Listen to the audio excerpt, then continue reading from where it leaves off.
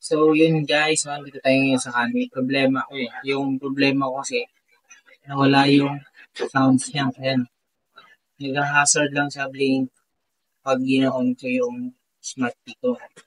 Pero ngayon, gagawin natin, di-discover natin kung paano. So, guys, let's go! Oh, wala talaga. Okay guys, ganito. Wala po yung ano yung back, diba? Switch ko itong kanya case smart key niya. Ngayon, ang gagawin natin, paano di pabalikin yung kanyang answer back na sounds pag tiniplay ko itong kanyang smart key. Yan ang flat. So, yes. Yun lang natin to. Yan. Tapos, higit. Yan, naka-on. On na siya.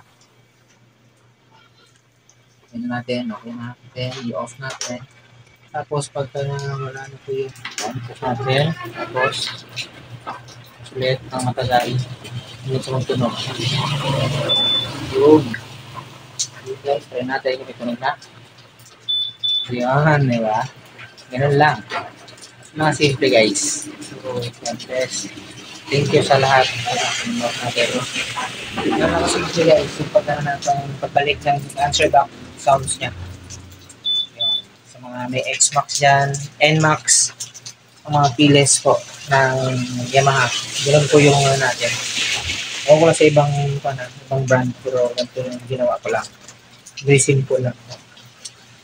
So, yun guys. Wala ko pa nag-alot. Kaya tayo hanapin natin yung motor natin. Narinig natin ulit siya. So, yun. God bless and thank you sa inyong lahat. At shout out pala guys sa mga followers ko dyan na sila Tumil Mag-Abu, Ohana 16 at ano pa, at subscriber ko na rin sa YouTube. At don't forget to like and share my video para marami pa tayong taga-subaybay na darating. Saka sa iba natin, Juan Jessica Ramos at